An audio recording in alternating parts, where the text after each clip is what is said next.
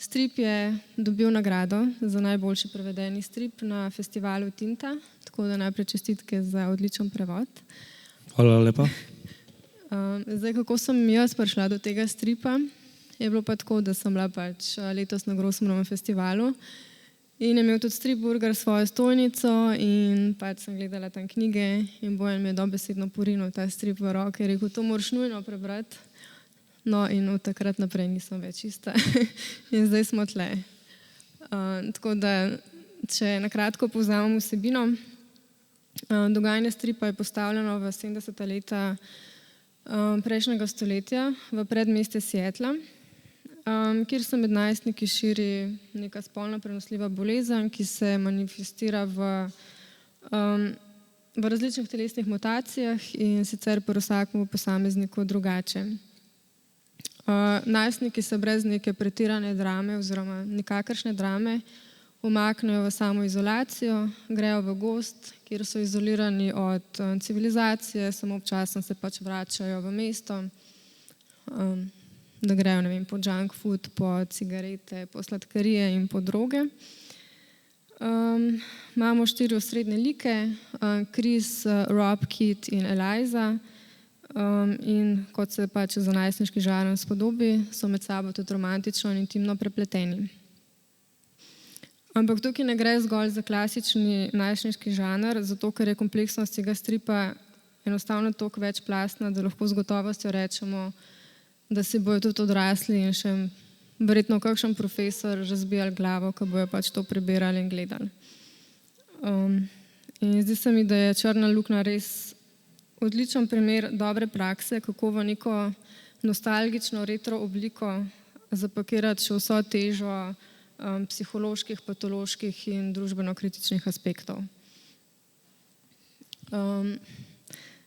Zdaj še nekaj o retro bi jim povedala, ker se jih navezuje na to, kar sem omenila, pač ta retro oblika. Verjetno ste vsi opazili, da se v zadnjih desetletjih, da smo priča poplavi neke te retro estetike, se pravi stil, ki posnema oziroma si sposoja relikte iz 70., 80., zdaj tudi že 90., ker je to že v bistvu 30 let od takrat, še kdo ni izračunal. Tako da zdaj imamo pač recimo serije, ki odlično posnemajo duh časa, kakor je Stranger Things, potem imamo serije, ki si v bistvu samo sposojajo to vzdušje določenega obdobja, kakor je recimo Sex Education. Potem imamo serije, ki pač se samo trudijo biti retro, ampak jim to slabo uspeva, in to recimo Riverdale, ne. Ampak vsem tem serijam je pa skupno to, oziroma vsem tem serijam, sitcomom, temu najstniškemu žanru, je skupno to, da gre v bistvu pri tej retro estetiki za ustvarjanje nekega nostalgičnega ozadja, za nekakšen omaž preteklim stilom, preteklim obdobjem, preteklim filmom, glasbi, ampak verjetno gre tudi v bistvu za dojemanje časa, ker v analogni dobi vse potekalo počasneje in zdaj smo v bistvu v digitalni dobi, smo pa v nekakšnem hiperpospešku, kjer se kolesje konstantno zaganja, ampak imamo dostikrat občutek, da se zaganja v prazno in v bistvu ne vidimo nekega smisla v tem. In meni se zdi, da je prisotno neko hrepenenje, kar se domneva pač, da se bo v nadaljevanju izgubilo v procesu digitalizacije, ki pač predstavlja sodobno medijsko kulturo. In v bistvu se bojimo digitalizacije, bojimo se, da bi nas podatki enostavno pogoltnili in zato se vedno vračamo, predvsem k knjigam in predvsem tudi k temu retro dizajnu in to, ker nam to enostavno daje nek občutek nekega varnega zavetja oziroma neko opremljivo bilko. In vsaj jaz imam občutek, da se nekako nahajamo v nekem podaljšanem kulturnem trenutku, ko ne vemo niti kako nazaj, niti kako naprej, zato ker je pač preteklost in se opremamo pač preteklosti, zato ker je prihodnost preveč negotova, sedanjost je pa enostavno preveč nasičena z vsem in se zgubljamo. In smo podobno kakor v bistvu protagonisti Črne luknje, ki se vsi spopadajo z nekimi strahovi, s problemi, s prihodnostjo, da smo ujeti v nek medprostor, v nek limbo, ki ga je celotna ta COVID situacija v našem primeru samo še poslabšala, ker je privabila oziroma potegnila iz ljudi vse frustracije, mutacije, vse patologije. In včasih se nam res zdi, da bi se mogli distancirati in se enostavno pač umakniti nekam v osamo, v nek gozd. Ampak problem je, da pač, ko se umaknemo v osamo, takrat se šele začne res ta pravo mesarjenje, zato ker ko smo sami s sabo, pač sami sebi ne moremo uiti in ni važno, kje bomo in kam gremo.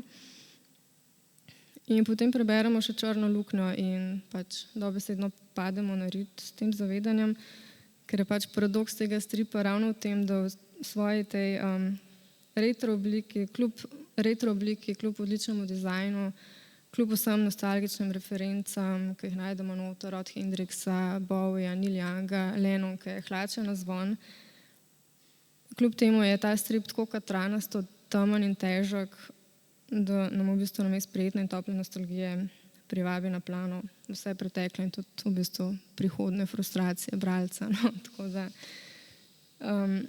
se mi pa zdi ta strip zelo dober pokazatelj tega, kje je meja med recikliranjem preteklosti pa v bistvu nekih prežvečenih žanrov, stilov in tem, kako je treba žanr kot tradicijo nujno peljati naprej. In pri tem je zelo pomembna izvedba. Tako da mislim, da je temu stripu to odlično uspelo, oziroma avtorju tega stripa. Tako da Bojan, tukaj bi pa kar tebi prepustila vizualno izvedbo, da pokažeš malo primerov. Ja, hvala lepa za besedo. Sigurno se strinjam s to oceno, kako ta retromanija služi vzpostavljanju stika s to neko brezskrbno, bolj preprosto preteklostjo, ker so stvari bile bolj jasne in predvidljive in se lažje živelo na nek način. Je pa zanimivo tudi to, da zdaj delovna hipoteza recimo tu je bila, da je Burns in dejansko je, lahko potrdim, te klišeje, teh zgodovinskih slogov in starih estetik, da je predelal na svoj način in nekako jih je nadgradil in popeljal še nekam dlje. Še bolj zanimivo je pa to, da tudi če bi on zgolj golo prekopiral to, ne da bi jih nadgrajeval, bi ta tekst še vedno bil nek novi tekst. Še vedno bi bil drugače dojet, ker je nastal v drugačnem okolju in času.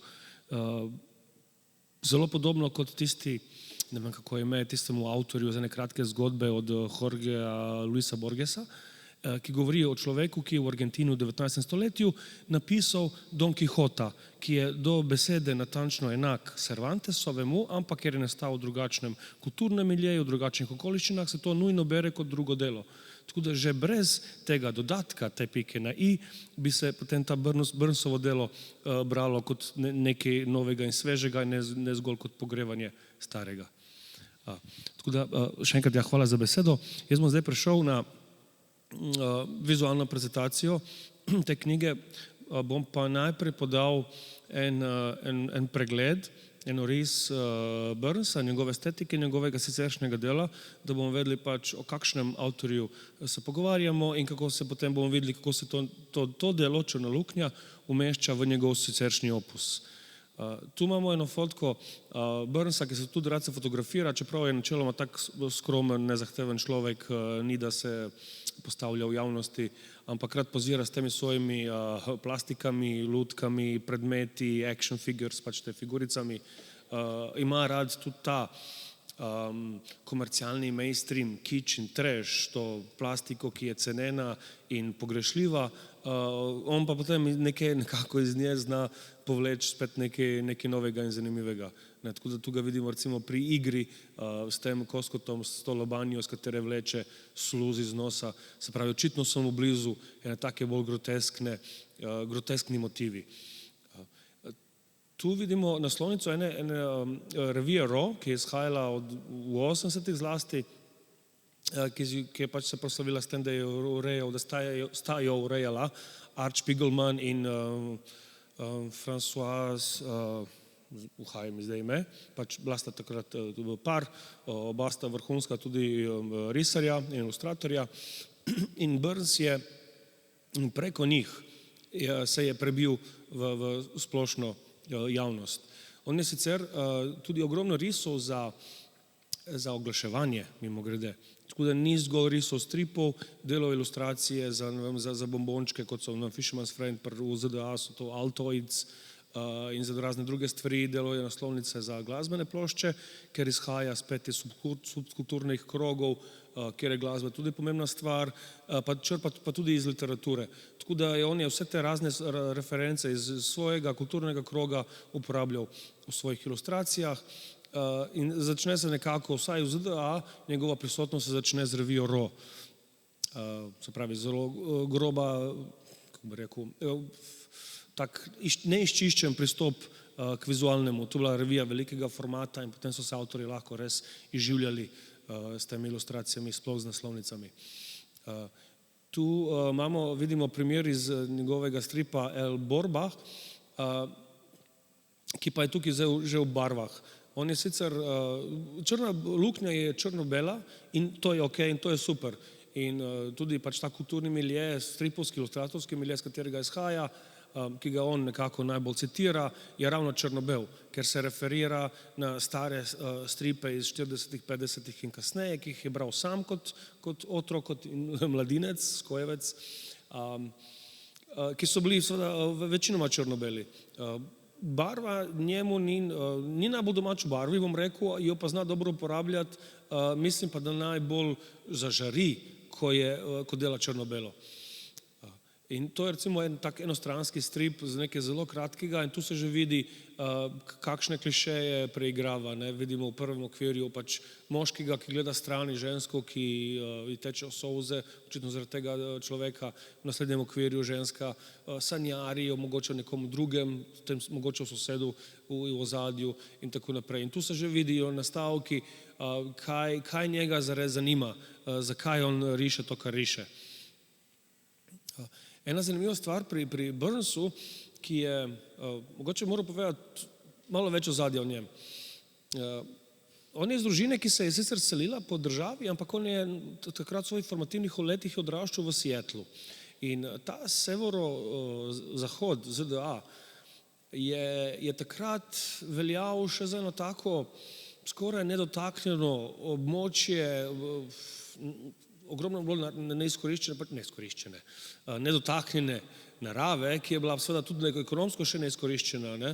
In ta severozahod ZDA je nekako postal, se je še vlekel, še v zgodnja, oziroma pozno 20. stoletje, kot nek divji zahod.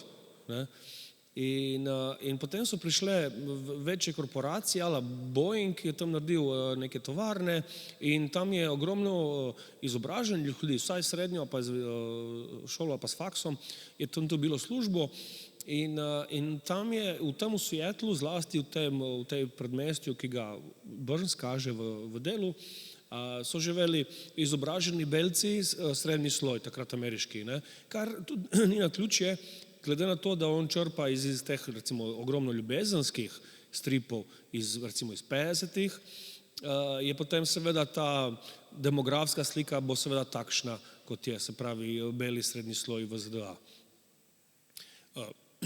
On je, kot otrok je rad bral stripe, še preden je znal brati, je razbiral slike in v času njegovega otroštva so bile zelo popularne revije oziroma zlasti knjige, bom rekel, ne toliko revije, ampak knjige, pa tudi televizijske oddaje, serije in filmi na temo hororja, grozljivke. In on je odraščal na tej dieti, hororja. Bral je sicer tudi klasike ameriškega stripa od prej, v vezanih letnikih in to. Potem je pa prešel na to sceno, ki je bila takrat popularna, poznamo vsi recimo Elviro, The Mistress of the Dark, ki je napovedovala horror serije in filme in tako naprej. Tako da zato je tudi pri njemu toliko te groze, vizualne groze oziroma groteske, bi rekel jaz. Zdaj tu na tej sliki, zakaj to pravim? Zato ker, Potem, ko je šel na faks, to je bila srednja šola. On je takrat bral tudi potem superjunaške stripe in potem je prišel v srednjo šolo in to je bil ravno čas hipijade na veliko in oni so bili pač lih malo severno od centra dogajanja hipijade, ki je bila pač v Kaliforniji, lih 2 državi južneje. In potem se je navlekel na underground strip, na Kramba in ostale sopotnike Sheltona in druge. Tako da to je potem bral in to mu je nekako dalo ta sunek v to bolj alternativno, mogoče manj komercialno, ampak precej bolj subverzivno in nekako mainstreamovsko, manj spremljivo smer. Tako da videli bomo, v stripu so tudi reference na to obdobje, zlasti zato, ker se to dogaja v času nekega post-hipijevstva. In te kulturne reference v Črni luknji so neke vrste obračunavanje s to sceno. Zdaj seveda občinstvo, ki je prebralo strip, bo mogoče lažje razumelo, zakaj to pravim. Za tiste, mogoče, ki niste še tega brali, gre za obdobje, ko je hipijevstvo nekako izvenelo, ko ni imelo več tistega momenta, ki ga imelo v poznih 60-ih in je potem recimo glasba in poraba drog, to ni več služilo razširjenju zavesti, kot so hipiji mogoče malo naivno pričakovali, ampak zgolj rekreaciji. Se pravi, droge se niso uporabljale za kreativne, ampak za rekreativne namene. Kdo več lahko skadi, kdo se ga lahko bolj zadane in tako naprej. Zato je tudi prisotnost drog v tem delu neizogibna, ne samo močna, ampak neizogibna. In potem je nekako spet prerasel to, ko je šel študirati, je vstopil, je bil že ta nekako, ni bilo ameriškega novega vala, vsaj te scene ni bilo, je bil ta post-punk in hardcore scena in on je tudi bil del tega in se udeleževal vseh teh boemskih, artističnih, punkerskih dogodkov, zlasti glasbenih dogodkov, ki so bili pogosto povezani z raznimi pesniškimi in drugimi stage performansi, tako da to je šlo z roko v roke takrat zelo skupaj. Reference na to so tudi v njegovih kasnejših delih, recimo The Last Look, tega priporočam, se ga dobi tudi v slovenskih knjigarnah, ki dajo kaj nase. In potem je nekako iz tega je razvil neko lastno estetiko, ki črpa iz teh zgodovinskih slogov in obenem jih predeluje, te klišeje jemlje in jih drugače postavlja v neko drugo strukturo in s tem, da jih on iztrga iz konteksta, jih nekako onemogoči, jim odzame tisto neko ostrino, tisto strukturno mesto, ki so ga imeli takrat in jim podeli neko drugo strukturno mesto in zaradi tega se ti klišeji potem nujno drugače berejo. Zato smo videli recimo ogromno teh referenc oziroma,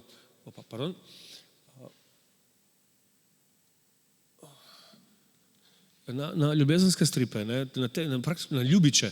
In on jih samih obožuje. In tudi nekateri njegovi liki, zlasti v Last Look, obožujejo te ljubiče in jih redno berejo. Sicer očitno na zelo sodoben način, rahlo ironično, kar pač ni naključje, ampak vseeno. Tako da je ta estetika zato je ta estetika pri Burnsu toliko prisotna. To nekako je zdaj en hiter mogoče pregled Burnsovega pristopa in njegovih zanimanj in njegove zgodovine.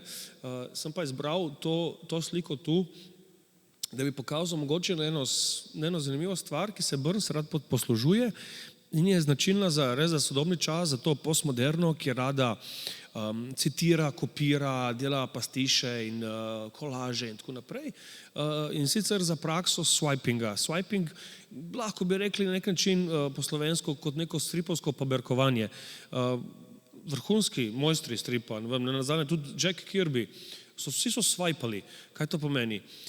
Brali so stripe.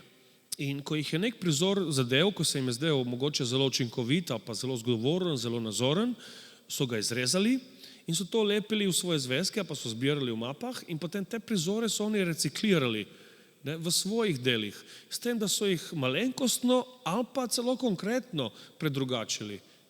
In se pravi, so kradli podobe drugim, da bi jih reciklirali in uporabljali po svoje, kar spet se sklada s to svojo tezo o sodobnem času, ki reciklira take artefakte preteklosti. In to je tak lep primer, na levi strani vidimo izrez iz nekega ljubiča, pač moški in ženska tu se nekaj pogovarjata, mogoče ni celo ljubič, nek strange light, mogoče neka znanstveno fantastična stvar, ampak Burns je to predelal pač na nek svoj način, ne. Ženska je več ali manj ista, ne. Moški je pa praktično neka pošast, nek zombi z neko ogromno glavo in tako naprej. In ta slika lepo povzema vse tisto, kar sem povedal prej in povzema nekako to, kar Burns hoče doseči na vizualni način s podobami. Ne. Zdaj, kako to brati, je potem seveda na nas, na bralcih. Ne. In tudi o tem smo se pogovarjali, ampak bi rad, da najprej vidimo te stvari. Tako potem izgleda končna verzija, ne, v barvah. Jaz bi rekel, da zame črno-bela z nekim ozadjem je povsem dovolj, ne, ampak to je potem to. Ne. Burns je od samega začetka, ko je se odločil za strip, on ni bilo nekega takrat niti šole stripa, ne. On se je učil skozi prakso, ne, ampak njegova ideja je vedno bila ta, da on nariše tako, kot naj bi bilo potem objavljeno. Ne. In on se je prizadeval za izpopolnjevanje v tej tehniki risanja, ki naj bi čim bolj pristno odražala potem tisti končni produkt, tisto, kar bo natisnjeno. Ne. Tako da vidimo, da recimo med njegovo potem to desno risbo, ne, in potem to tu, ne, vidimo, da razlika samo v barvi in pač reprodukcija pač tisk, ampak on je že izrisal nekaj, kar ni treba nič dodatno popravljati pred tiskom ali posegati v to, se pravi neko tehnično, nek state of the art, no, je iskal. On je hotel to doseči. On je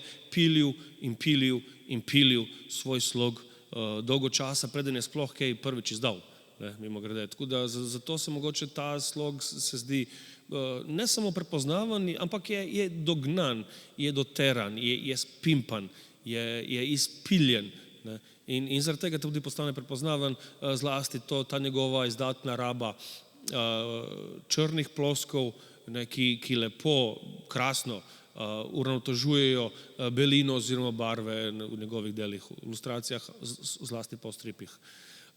Tu je še tak preprost primer, imamo eno punčko, ki sedi v naročju, nekaj spet pošasti, nekega bloba čudnega in tu vidimo eno dvojnost, ki njega tudi v Črni luknji zanima. On zaznava, pač kot umetnik, ki ima neko senzibilnost, zaznava neko zglancano, urejeno, spet spimpano neko površino, neko površje, na katerem se odvija pač vsakdanje življenje, ne, se pa dobro zaveda, da je to samo maska, da je to poza, da je to samo videz in da se pod to lepo zunanjo podobo, da se skrivajo mnoge grde stvari. Ne. In to je on tu lepo prikazal v tem že slogovno, že kako je narisal punčko, pa kako je narisal to pošast. Ne. Punčka je narisana pač še kar precej linijsko, ne sicer s čopičem, medtem ko je pa ta pošast, je pa že uporabljal ogromno senčenja malih črtic, malo da ni to pointilizem, ki ga tudi včasih tudi rado uporablja. Tako da se vidi nazorno, da tu gre za nek razkorak. Že na prvi pogled je jasno, da tu obstaja neka dvojnost, neka bistvena razlika v eni in drugi figuri. Ker mu je blizu glasba, je risal ogromno plakatov in ovitkov za glasbene plošče. Tu imamo en primer enega plakata za nek glasbeni dogodek. V ozadju vidimo spet gozd in neko kamenje, in ki ima neko določeno teksturo, tako precej grobo, neprijazno, podobno kot se pojavlja tudi v Črni luknji. In vidimo pač eno punco v prvem planu, v ozadju neko čudno bitje, ki lebdi, in kar je nekako najbolj unheimlich, ne? Se pravi, kar povzroča nelagodje, kar je moteče na nek način, tu ni to dejstvo, da ena stvar tam plava nekje, nek vesoljec, ampak to, da ta punca očitno, da gleda stran. Ne? Vsakdo od nas, če bi videl na tako stvar, bi gledal to. Ona gleda stran. Ne? Se pravi, nekako je domača s tem. Ni to nič čudnega. In zakaj je to nič čudnega? No, to je tisto, kar je potem tu povzroča to nelagodje. Ne? Očitno je to nek svet, v katerem so taki prizori vsakdanja stvar. To mora biti očitno nek nenavaden, grotesken, mogoče komu grozljiv svet. Ne? In Burns v enem intervjuju sam priznava, da ga po vsej tej dieti tega hororja in groze, ki jo je prebavljal v otroških gledalje, seveda ga potem ta vizualni horor, vizualna groza se ga ne more dotakniti. Njega potem najbolj je strah potem stvari, ki niso prikazane, ki so neizrečene, ki ostanejo tihe, ne? Tako recimo podobno kot Hitchcock, ko gradi v suspense s tem, ko nečesa ne pokaže. Ne? In potem ti pričakuješ, da se to pojavi, pa se to ne pojavi. Ne? In potem ti tega nikoli ne vidiš, ampak tista tesnobnost v tebi vseeno ostane. Ne? In tu je recimo Burns spet se nekako učil tudi očitno, mogoče tudi iz Hitchcocka, iz filmov. Ne? Tu imamo eno naslovnico revije Dope Comics, ne vem, kjer leto se piše, gre seveda spet za eno tako barvno stvar, ampak očitno je pa referenca to na tiste stripovske zine, ki so nastajali v koncu 60-ih, na začetku 70-ih, v tem miljeju underground stripa, Zap Comics, Robert Crumb in ostali. Tu je ena moja najljubša njegova ilustracija, The Green Princess, ali ne vem, kako je točno rekel. Vidimo spet neko mlado žensko, ki je očitno, vidimo po šivih, očitno je nekaj podobnega pošasti, Frankensteinovi pošasti, obenem pa ta punca zaradi česa se joče. Ne? In potem imamo spet tu, ne? To dvojnost med nečem neživim, kar najčeloma ne bi pričakovali, da bo imelo neka čustva, ampak ona se vseeno joče, ne? In se ozira čez ramo. Ne? In zdaj se sprašujemo, gledalec se sprašuje, kaj ona gleda, zaradi česa se joka. Ne? In spet imamo to v ozadju, vidimo veje. Ne? Burns ima rad naravo, rad jo uporablja kot ozadje, tako da tokrat ni izbral urbanega okolja, ampak ene puste gole veje, očitno je zima. Ko je govora o preseku Burnsa in glasbe, Sub Pop. Sub Pop je legendarna založba iz Seattla, ki je pomagala lansirati celoten grunge žanr. In on je bil že od začetka zraven. Za 5., 6., 7. številko fanzina, ki je izhajal skupaj s kaseto, z mixtapom, je on potem že risal že naslovnice za to. To je zdaj naslovnica jubilejne izdaje, 200. izdaje fanzina, precej kasneje, starejših nisem našel, ampak hočem poudariti to, kako mu je tudi ta scena blizu. Ne? Zato je tudi toliko popkulturnih glasbenih referenc v Črni luknji. Ne samo zato, ker gre za najstnike, ki jim je glasba pomembna stvar. Ne. Tako da recimo tu imamo Louisa Reeda, po mojem lik zaradi teh očal in te frizure izredno prepoznaven, ampak očitno je nekdo ga je zatožil, da smo izmešalo in potem je on na nekih preiskavah, pregledih, ne vem, kaj se mu dogaja, lahko si predstavljamo, kaj bi lahko bilo. Marilyn Manson, spet v slogu enega od črvov iz Črne luknje, prepoznaven motiv, ki se pojavlja pri Burnsu, sploh te neke gomazeče stvari. To je pa naslovnica plošče Brick by Brick Iggyja Popa, ki je spet en tak prav četo punka, tako da nekako to sodelovanje je bilo praktično samoumevno. Tako da tako izgleda Burns, ko dela nekako za zunanje naročnike in ne zase direktno. Tu je potem seveda omaž njegovemu, verjetno enemu najbolj priljubljenih piscev, Williamu Burroughsu, od katerega se je izposojal tudi metodo, ne samo motivov in te ljubezni do nečesa grotesknega, ampak tudi to metodo pastiša in kolaža, ki se pa seveda precej obnese zlasti v stripu. V tem primeru je Burroughs napol reptilijan, očitno nek detektiv ali neki, se pravi, bi ga je postavil spet nek retro noir žanr. In tu imamo še Salmana Rushdija, spet enega velikana po svoje, znanega verjetno bolj zaradi fatve, ampak spet govorimo o nekem literatu, ki je vplival na striparja. In tu pa vidimo spet en primer tega swipa, vidimo naslovnico Buvijevega romana, plošče Aladdin Sane, fant, ki se mu je zmešalo, ne, pač besedna igra.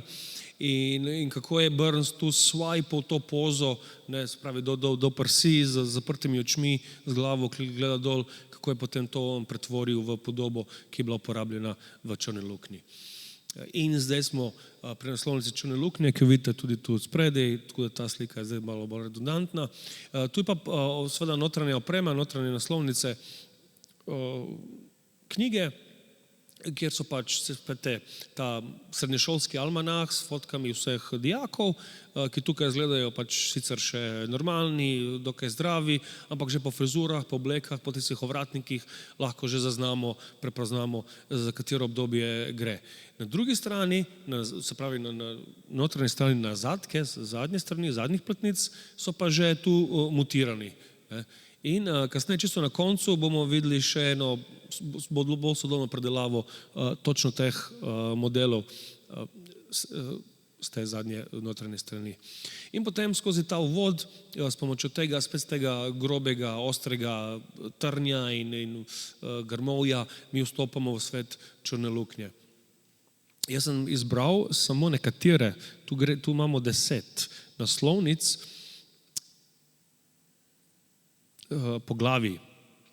Ta knjiga namreč nastajala 10 let in je 10, mogoče celo več, zdaj se ne spomnim točno, da me prijeti za besedo, vsaj 10 poglavij je vsebovanih tu in vsako poglavje začne z novo naslovnico, ki pač ima svoj naslov na vrhu in eno tako enostavno ilustracijo in tako se začne pač ta Črna luknja s to neko razpoko oziroma s tem rezom.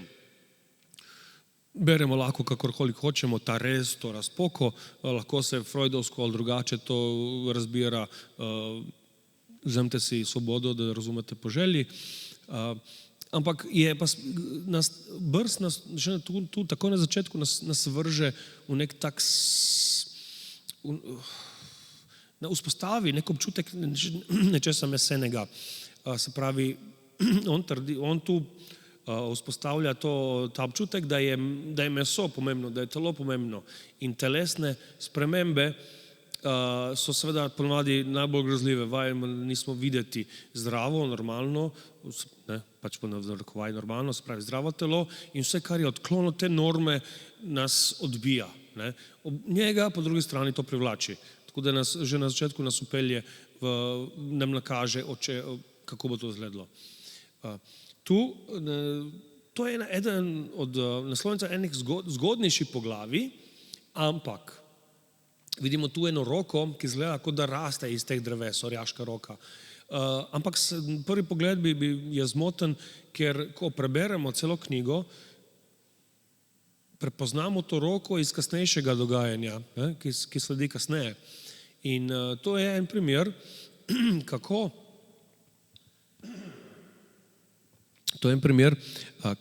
kako je Črna luknja, kako ima to vrednost ponovnega branja. Šele potem, ko ti absolviraš celo zgodbo in se odpraviš drugič brati isto zgodbo, začneš šele odtirati te razne plasti pomenov in simbolizma, ki so praktično na skoraj vsaki strani. Zlasti na naslovnicah, ki so nabite s tem simbolizmom. Imamo pač eno zvezdo, ki pada, nekomu se bo mogoče uresničila želja ali pa tudi ne in ta roka drži v prstih ogorek od jointa. Dovolj povedano. Na tej naslovnici ni izrazitega naslova, vidimo pa okrog postelje, kjer ta oseba spi, vidimo nekatere prepoznavne stvari, ki pač so mogoče bolj jasne, če se poglobimo v to. Vidimo recimo škatlo Tampax vložkov, vidimo cigarete Marlboro, vidimo tu naslovnico knjige, mislim, da je to Tom Wolfe, nisem siguren, je pa bila to pač takrat popularna literatura, zlasti v hipijevskih časih. Se pravi, skozi te brende nas Burns postavlja dogajanje oziroma in bralce postavlja, informira o tem, kdaj se to dogaja. Tako da nekako, to so neka sidra, ki umeščajo zgodbo v nek določen čas in prostor. In bomo videli tudi, ti brendi se ponavljajo. Burns ni izmišljeval nekih svojih brendov, ki bi služili pač kot eufemizem za nek znani brend, ampak je uporabljal konkreten brend. Kar po moje ni naključje, ker je to spet nek tak namig na to pač potrošniško družbo, kjer so brendi vse prisotni, ne moremo se jim izogniti, gremo v naravo, vidimo jumbo plakat, in spet nas pozdravlja nek brand. In ironično pa tudi ne, on je ogromno delal tudi za oglaševalsko industrijo. Tako da očitno ima do teh brandov zelo poseben odnos. Tu je potem spet eno tako srce, ki ga raznese, vidimo koščke stekla, ki letijo iz njega. Potem je tu, vidimo fanta, ki kadi, zgoraj spet namig na mogoče na nek ženski spolni organ, na vrhu so pa tiste črke, spet referenca na estetiko hipijevstva in tistih hipijevskih plakatov in stripov in druge vizualnega materijala v stilu Viktorja Moscosa in drugih avtorjev iz tistega časa. Pri stripu je pa še ena taka stvar, zanimivo pri stripu, da pri stripu je osnovna enota ne okvir, ne poglavje, ampak je stran. In potem gre za dinamiko listanja strani. Ko imamo strip v knjigi oziroma v reviji, mi listamo strani in stran postane glavna enota, s katero se potem da s pomočjo kompozicije, montaže tudi vnašati določene pomene. In tu vidimo, da je nekako razdeljena na dve polovici, levo in desno. Na eni strani leži ta punca in spet vidimo solzico in leži na pesku, zraven nje pa morje. In kdor je bral zgodbo, bo razumel, da ta punca spet, da se rada zateka v vodo kot neko maternico, kot neko zavetje, kot nek prostor, ki bo varna in kjer bo vse v redu. Obenem pa še vedno teči na suhem, na pesku, ki je grob in oster, vidimo ostre kamne. Tako da spet imamo to dvojnost. Voda je zanimivo celo temnejša od zemlje, suhe zemlje, ampak to punce ne ustavi. Obstaja neko zavetje, neka uteha tudi v tej črnini, v temi, v tem vojdu, v tej praznini, v kateri se lahko izgubiš, da bi se mogoče spet naknadno najdu. Tu pa, ta je zdaj spet taka preprostejša, pod milim nebom imamo prizor, ki bi ga lahko videli v kjerkoli Ljubiču iz 50-ih. Tam je mogoče malo bolj zgovorna, ker vidimo roke, kako se pravi point of view je, gledamo skozi oči tega, ki razmika to trnje in grmovje, da bi prodrl v gozd, ki spet postane aluzija na ne samo na ženski spolni organ, ampak tudi potem na maternico, se pravi na nek naravni prostor, iz katerega prihajamo, k kateremu stremimo in kateremu se hote, nehote potem eventualno tudi vračamo. Spet vidimo v tem primeru na vrhu slog v fontu Kraljica kuščarjev, font pač iz tistega časa, vidimo kuščarja in fanta, ki je povezan, kdor je pač bral, bo spet razumel to aluzijo. Tu imamo poletne počitnice, kjer je spet jasno videti, kako ta punca bosa, gola, stopa po raznem, po smeteh, po odpadkih, ostrih, neprijetnih, in to so neki črvi, gomazijo in jo si ogledujejo, Bog ve zakaj. Črv kot spet taka podolgovata falusna oblika, spet nosi sigurno neke nove pomene in tako naprej. In potem se v ozadju odpira pogled na morje, kateremu ona stremi, ker stremi pač k temu neki varnosti in utehi, ki jo najde v vodi. In tam mislim, da upam, da je zadnji zbor iz teh naslovnic, ki je omaž japonskim lesorezom. Burns se zaljubil v japonske lesoreze na faksu, v likovni šoli, kjer so to baje ogromno počeli. In tu vidimo nekako tudi vdor neke vzhodnjaške, orientalske, v tem konkretno japonske estetike, kjer je človek in njegovo delovanje in njegovi artefakti, kjer so v drugem planu, v prvem planu, se pravi tisto, kar je nad vsem, je pokrajina, je narava, ki je takšna, kot je pač je indiferentna, je amoralna, se ne zmeni za človeka, bo tam tudi, ko bo človek šel in tam vidimo, in spodaj je pač ta cesta in spodaj je zelo majhen avto, se pravi človek je tu nekako nebogljen v tej naravi in je odvisen od nje in je v podrejenem odnosu do nje. In ta mogoče aspekt se je lepo vklopil tudi z značajem enega od likov v zgodbi, tako da si nekako se potem tudi ta estetika se lepo vklopila v celotno delo.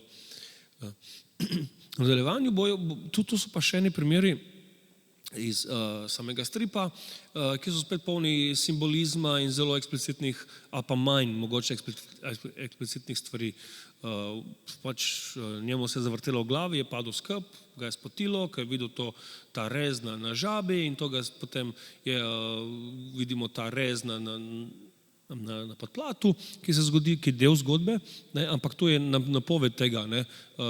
To se še ni zgodilo, ampak občutim, drugo branje nam šele da vedeti, da je on na nek način videl prihodnost, to ima neko vizijo, ki ga pač vrže na tla in šele potem skozi drugo branje ugotovimo, kako večplastno potem je on to vse skupaj zastavil, kako se vse skupaj prepleta, kot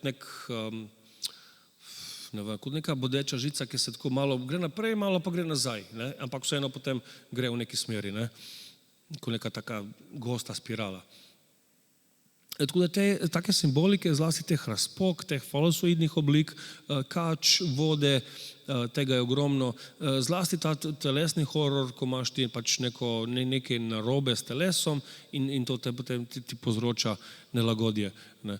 Spet ta skala z luknjo, ne, skozi in voda, tako da tu simbolike je dovolj, da ne rabimo menjati. Vidimo od spodaj celo ljudi, ki plavajo, smeti, ki plavajo po vodi. Kako to razbirati, najlažje je, če si naprej preberemo zgodbo, seveda. Ne. In ona dejansko tu, zdaj ena punca, pač, ko zboli za to spolno prenosljivo boleznijo, dobi pač ta hendikep, to mutacijo, da se je lušči koža kot kači. Ne.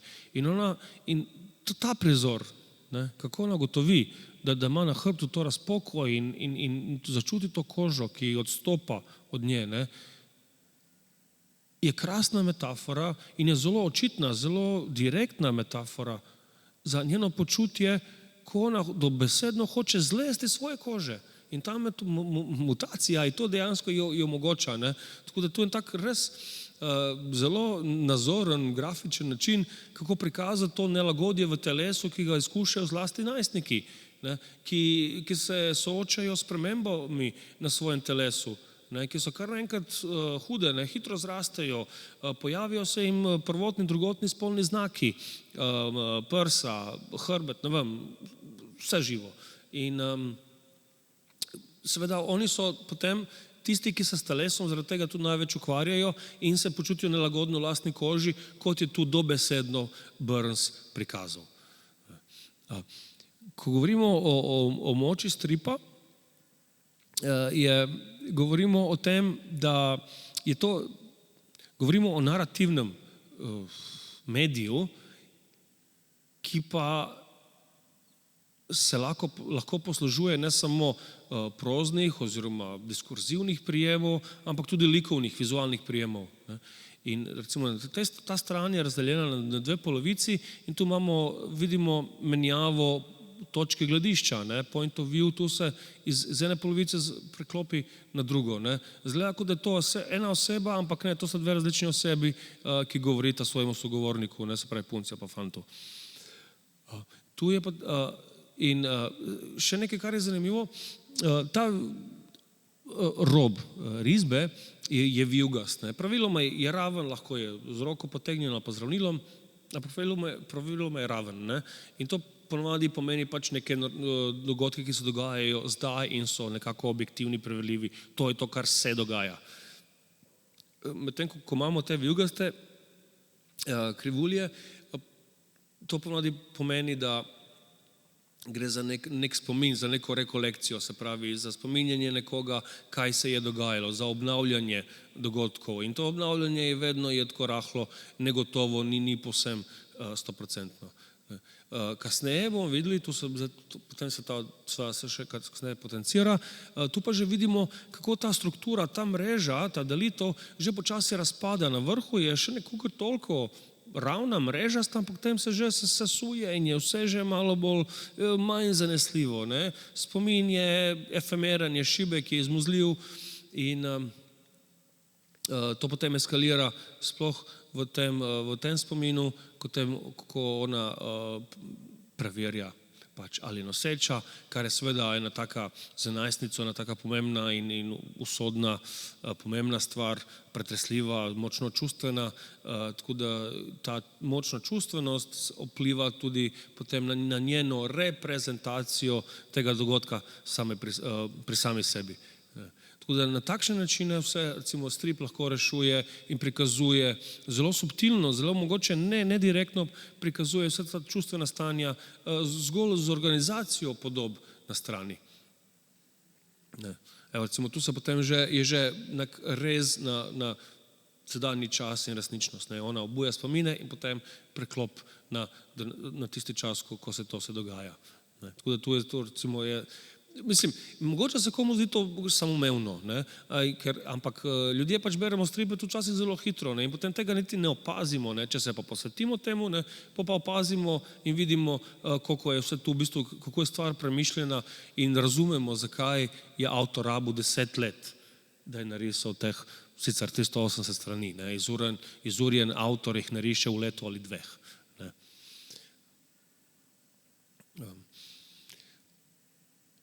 Kaj reči, zdaj za ostale prisotne sem prepričan, da ste brali strip, vidva sta brala, nista še, potem vam mogoče rajši ne bi razkrival preveč podrobnosti, da vam ohranim pač užitek pri branju, čeprav bistveno ga ne morem zdaj skaziti, zdaj tu ni nobenih spoilerjev, ampak spet vidimo neko mogoče seksi mutacijo in pa vidimo enega pametnjakoviča, kako zdaj tam nekaj komentira in je vas pameten.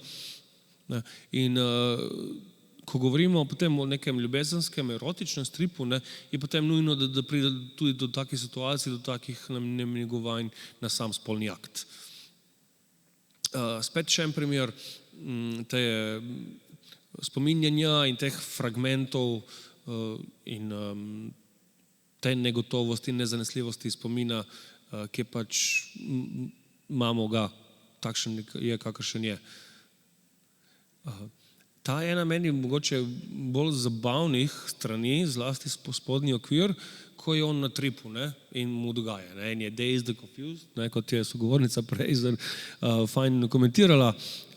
Se pravi, tu je že odmik od neke take realističnosti risbe, on je že malo potegnjen, drugačna je perspektiva in njemu dogaja, se pravi, čutimo lahko njegovo ne samo nelagodje, ampak tudi začudenje nad tem, kar on vse vidi v izložbah na ulici, pod vplivom LSD-ja.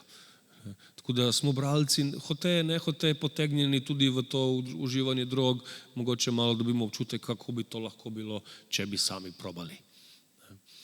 In tu se zaključuje, to so sklepne strani, kjer jih on uporabil pač za likovno-grafično opremo samega dela in se ponavljajo spet elementi oziroma predmeti iz zgodbe. Na vrhu vidimo gore kot jointa, vidimo skalpel celo, vidimo vrečko za travo, vidimo tistega piščanca, ki ga je on šel kupovati tam v KFC, vidimo roko od lutke. Te lutke so pač grozljive, ker se pojavljajo na redom mestih v tistem gozdu. Vidimo vrv, bonding oziroma bondage, kar je spet, imamo pač ljudi, ki so tam privezani. Vidimo zelo prepoznaven ovitek od Snickersa, se pravi, to ni neka generični brand, ampak je dejansko Snickers, se pravi, spet ta brand, ampak se pojavlja kot smet. In tu imamo spet kače, imamo tistega paglavca, imamo tisto kost, Burns rad riše kosti, ne samo lobanje, ampak tudi same kosti ločene od okostja, kar je spet po svoje lahko grozljivo. Vpraša se, zakaj je kost stran od celega okostja. potem v spodnjem desni polovici vidimo tisto kožo, ki se je tista punca slekla prej, ogrizen sladoled, ki ga je Kit jedel skupaj z Elizo, ko je prišel na obisk, Elizin odtrgan repek. Ampak te stvari so potem postanejo smiselne šele, ko smo prebrali zgodbo in jih znamo nekako umestiti v širšo sliko. In potem razumemo tudi, zakaj so tu sploh prisotne. Ne. Evo, to recimo fotografija od roba, ki jo, kako je že ime, glavni junakini, kako?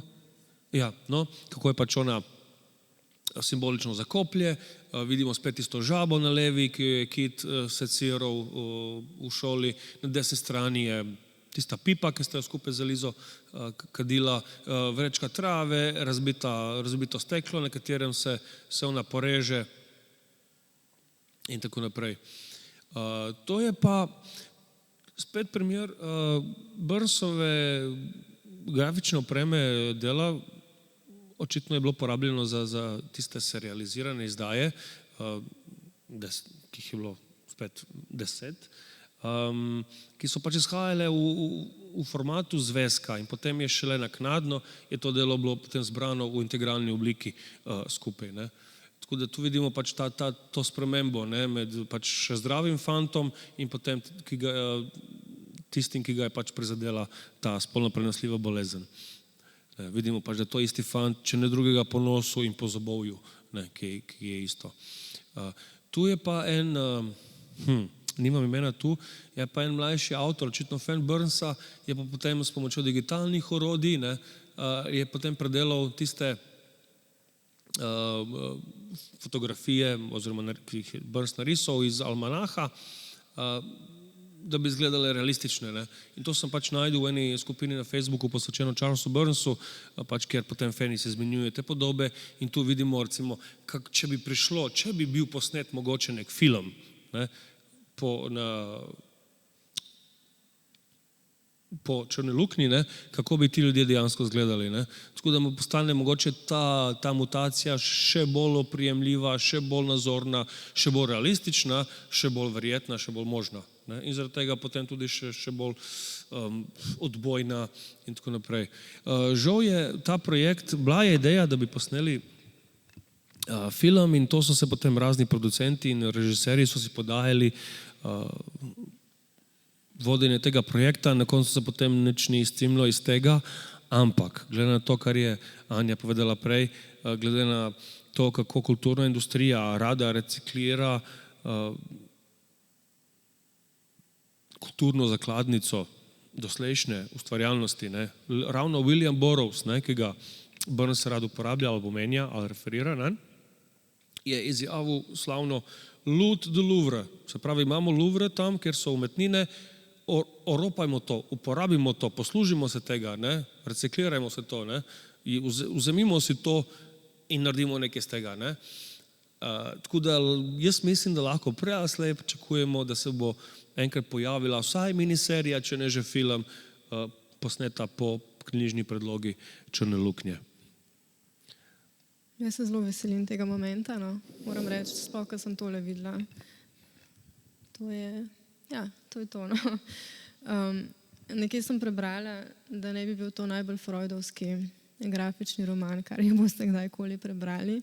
In se lahko strinjamo, glede na to, kar smo videli, vsi ti predmeti, objekti, kakorkoli, ampak jaz se zdaj ne bi spuščala v psihoanalizo, ker nimamo časa, tako da mislim, da študenti semiotike se bodo še dolgo časa ukvarjali s tem delom. Ne. Dejansko se. Ravno Črna luknja je na nekaterih ameriških faksih se dejansko uporablja kot case study, kot študija primera za vizualno pripovedovanje. Tako da to je že laufa, se že dogaja. Jaz mislim, da bomo imeli še veliko dela s tem. No. Absolutno, ja.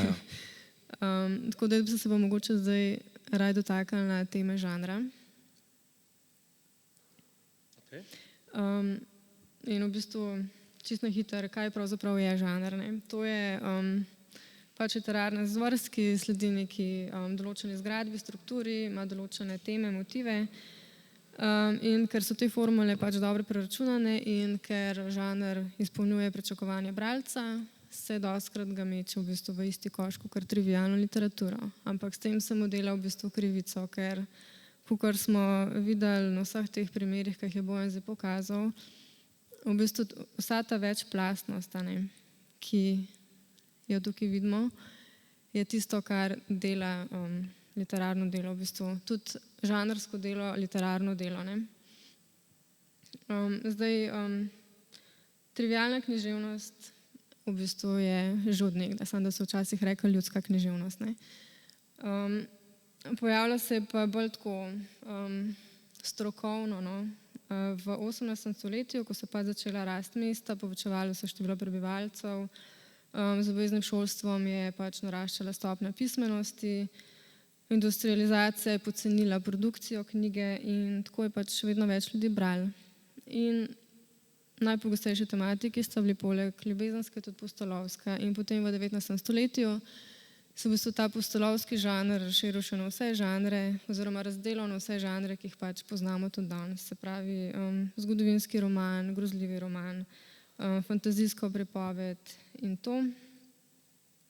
In v bistvu trivialna literatura, pojem, kakor ga uporabljamo danes, se je pa pojavil, v bistvu začel uporabljati bolj v 70. letih, se pravi nekako v skladu s postmodernizmom, ki je v bistvu stremel k temu preseganju dihotomije med visoko in nizko literaturo. In takrat, če se ne motim, je tudi roman v stripu nekako se prebil v ospredje. Se pravi Will Eisner, če se ne motim, Pogodba z Bogom, je bila ena prva takih stvari, ki v bistvu se že lahko šteje kot literarni kanon in v bistvu še Persepolis in Maus sta tudi v tem rangu. Kako neko delo sploh pride v literarni kanon? Kanon pač razumemo kot skupek nekih, razumemo kot skupek nekih besedil, ki so šla pač skozi nek postopek vrednotenja. Ampak kanon je proces in lahko se odvzema, lahko se dodaja glede na pač čas, v katerem je neko delo vrednoteno. Seveda pa obstajajo tudi neki notranji kriteriji za v bistvu to literarnost dela, drugače literarna veda ne bi obstajala oziroma ne bi imela funkcije. In to so potujitev in to se mi zdi zelo izrazito pri Burnsu. Se pravi ta efekt potujitve, ko v bistvu vzame nek klišej in v bistvu iz klišejev smo navajeni pač nekega avtomatizma in ko ta avtomatizem vzameš in ga daš v drug kontekst, ga s tem potujiš in pač se zgodi to, kar se dogaja tle, da ti na neki točki raznese možgane. Potem imamo pač univerzalnost, to je v bistvu, to pomeni, da te delo lahko nagovori kadarkoli, oziroma lahko nagovori bralca v kateremkoli času, okolju, kraju, se pravi bralca kateregakoli profila v bistvu.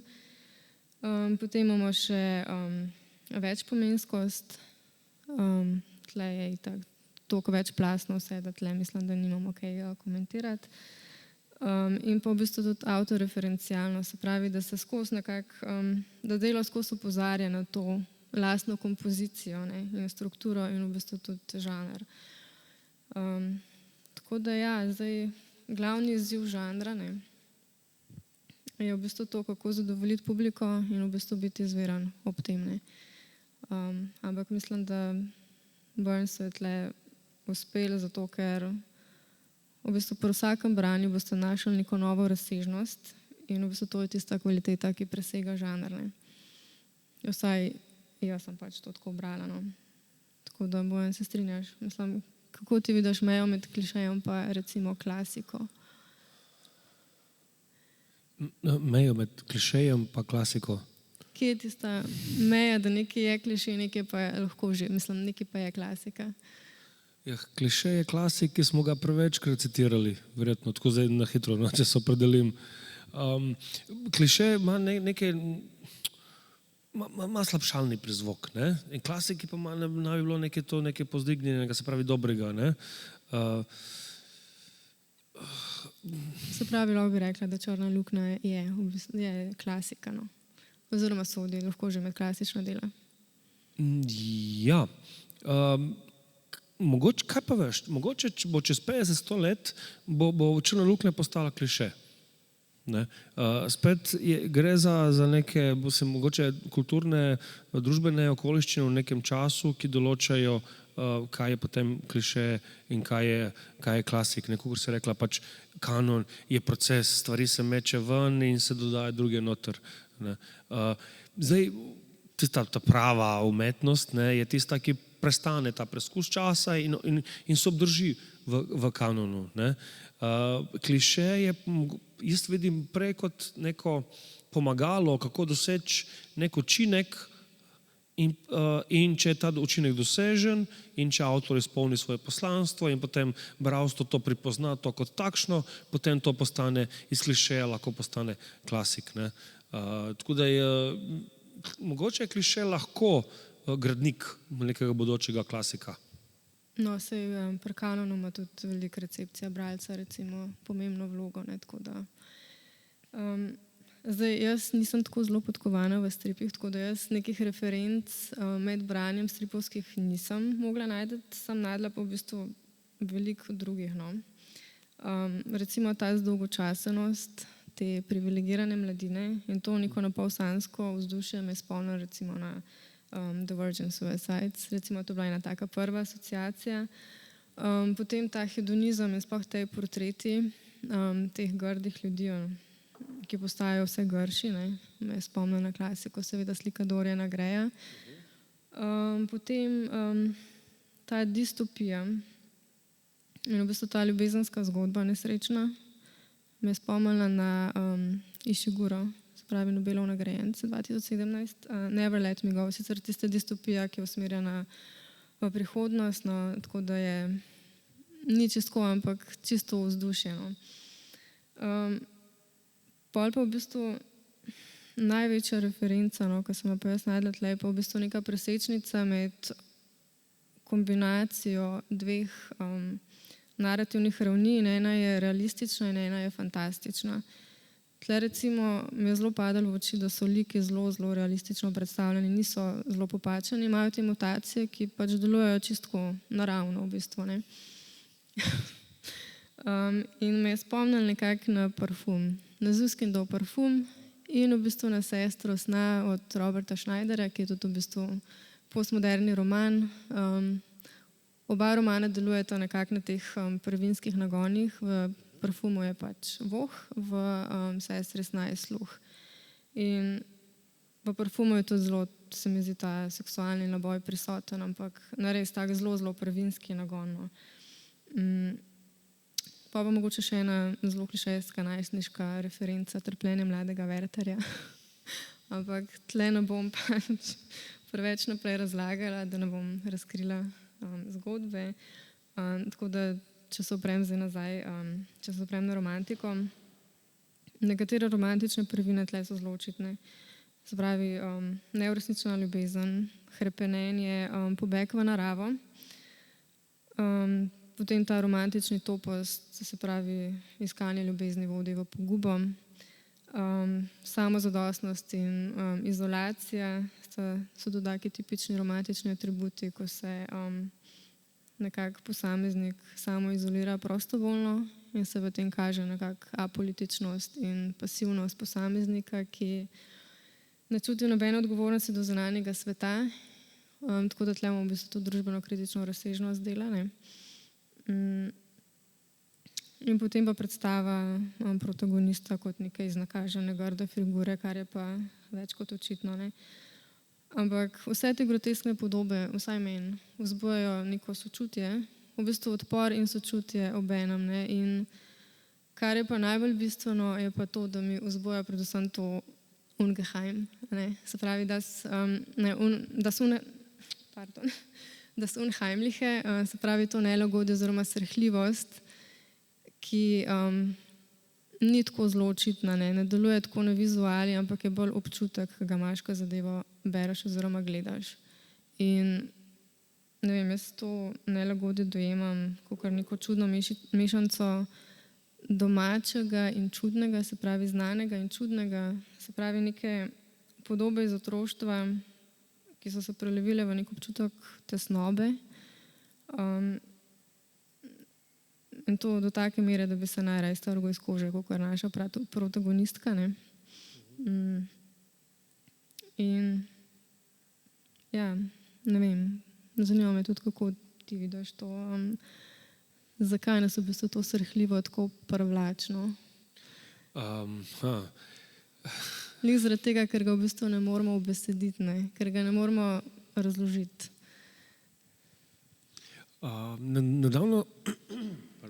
Nedavno sem gledal dokumentarec od Šaleharja o slovenski pop sceni. Ne? In tam se nastopa Sanja Javornik, ki je pač poznavalka estrade, in ona pravi, zakaj te stvari, take preproste stvari, palijo, ne, po besedilih popularne glasbe. Ne gre za ljubezen, ampak za nesrečno ljubezen. Gre za občutek, da ja, ti rabiš mene, ne rabiš nje. In vedno gre za nek suffer, ne? In to je tisto, kar nas privlači. Ne, srečna ljubezen sama po sebi ni zanimiva, ne? Je dolgcajt. Srečno zaljubljeni pari so najmanj zanimivi pari. Ne? Tu se dogaja, se zgodi en tak trikotnik in potem se malo drugače odvrti. Imamo tu celo žrtve hudih čustvenih pretresov, zaradi katerih se potem mi bolj čustveno investiramo v njih, zlasti v Elizo, ki je žrtev množičnega posilstva, gang rape celo, se pravi grozda. In tu se skriva po mojem ena groza. Jaz mislim, da brez teh že brez mutacij, že brez umorov, bi bila ta zgodba že samo zaradi teh čustvenih preobratov med liki, bi bila dovolj srhljiva, neprijetna, obenem pa tudi privlačna, zlasti najstniškemu bralstvu, ki se nekako lažje poistoveti s temi liki. Tako da mislim, da niti te nazorne groze v tej zgodbi niti ne bi bilo treba. Burns je seveda prispeval, ker pač on ima rad to, ampak zgodba bi načeloma lahko delovala tudi brez tega. Je pa res tudi to očitno, da ljudi privlači tudi tisto, kar je neprijetno. Mi gremo, recimo, zastoj na avtocesti, neka nesreča je bila, peljemo se počasi mimo, vsi bojo stegovali vratove, gledali skozi okno, kaj se je zgodilo. Čeprav vejo, da bojo mogoče naleteli na lužo krvi, na truplo, na nekaj grdega, kar nočejo videti, ampak vsi gledajo. In nekaj je, to eko, kot sem prej omenila, je pisal v estetiki grdega, nekaj je na grdemu, da nas privlači. In nekaj, kar je lepo, mislim, da je Schiller pisal o tem, kako je nas lepo pač privlači, zato ker je pač tako popolno, kot ker je neki ideal. Grdo ima neko drugo kvaliteto, neko kako bolj prizemljeno. In it's a thing, nekaj je na tem. Ne gledamo očitno samo lepe stvari, ampak zlasti grde so najbolj zanimive. Se pravi, mora biti kako? Zato, ker ni ideal, se mogoče bojimo, da bo to nas doleteli. In v bistvu živimo skozi v tej neki anksioznosti, da bomo mogoče mi nekoč to. Jaz mislim, da si želimo razrešitve tega, ker to pač nastane problem. Grdo je neka motnja v sistemu, ni del sistema. Umetnost se ukvarja s prezentacijo lepega. In zdaj, zakaj bi kdorkoli hotel gledati na razstavi truple iz prometnih nesreč, pa sigurno so bili projekti art posvečeni temu, ker hočemo, da se to nekako razreši, da se to odpravi, da se to pozdravi, da se to zaceli. Želimo si tega closureja, tega sklepa končnega, ki bo nekako pozitiven in bo imel po možnosti še kakšen pedagoški moment, da se pravi, želimo si ti katarze, ki ne bo mogoče še celo poučna po možnosti. Se pravi, gre za trenutek želje po razčiščenju tega. In zato se potem investiramo, radi bi pomagali pri tem, ampak kot bralci seveda ne moremo, razen kot tako, da pač beremo do konca, da vidimo, kako se bo to dejansko končalo.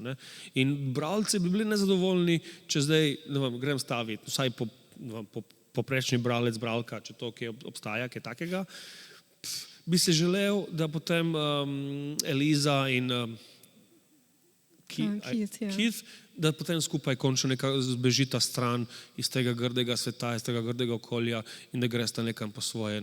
Tako da tu imamo tudi ta element tega happy enda, ki bi ga glede na samo koncept stvari, ne, črne luknje, ki je neizmuzljiva, ne, ki jih ne ubežiš, ne, ona dva ste se izmuznila temu, ne. Tako da neki shod je iz tega, ne, in potem iz tega črpamo užitek v tej srečni razrešitvi kljub tej bizarni situaciji, iz katere na videz ni bilo pobega. To je zelo optimistično, ampak jaz bi to zaključila pa v svoji maniri, ki je bolj pesimistična. In sicer bi kar tako, kot je Ernst Jentsch definiral, se pravi nemški psihiater, ki se je ukvarjal s tem nelagodjem, s tem Unheimliche, ki je napisal, da je to nekaj neobičajnega, kar zbuja intelektualno negotovost in ob čemer se ne moremo ne zbrati in ne najti. In jaz vseeno mislim, da je v tem stripu takih momentov kar veliko. Sigurno. Mene to spominja na tisti zenovski krog, ne? Ko narediš krožnico, ampak vedno mora ostati odprt. Ne? Vedno mora ostati možnost, da nekaj od zunaj pride noter, ne? Da se zgodi neka sprememba. Ne? Ker sklenjen krog je statičen, je zaključen in tam se nič ne dogaja in ne more biti zanimiv. Ne? Šele ko je možnost udora kaosa v nek sistem, se potem pojavi zgodba. Ne? In potem tudi nekako dobra ali pa slaba razrešitev, ampak neka razrešitev se potem vendarle zgodi, sicer ne bi bilo zgodbe, ne? Oziroma mogoče bi bila, ne bi bila to dobra zgodba. Ne? Tako da zaradi tega rabimo, zaradi tega manj cenimo tisto, kar je tako vizualno oziroma narativno plosko, ne? Tisto, kar je predvidljivo. Ne? In želimo si takih tudi grotesknih, groznih mutantskih elementov v zgodbi, da bi nas nekako titilirala, da bi nas nekaj vzbudila v nas. Ne? Mogoče je pesimizem v tem, črne luknje v tem, da rabimo ene take mutacije, res take bizarne, groteskne in umore in posilstva, da neka ljubezenska zgodba iz nas potegne neka čustva. Ne? To mislim, da je mogoče najbolj pesimističen moment te črne luknje. Danes živimo v časih, ko smo siti vsega, ko vidimo se živo, ko imamo na dosegu par klikov najbolj nore stvari, ki ljudje včasih si predstavljali niso, da obstajajo, danes lahko to enostavno vidimo, najdemo. Ne? In smo zasuti s tem in danes je težko ljudi kakorkoli premakniti z mesta in jih zbuditi njihova čustva na nek način. Ne?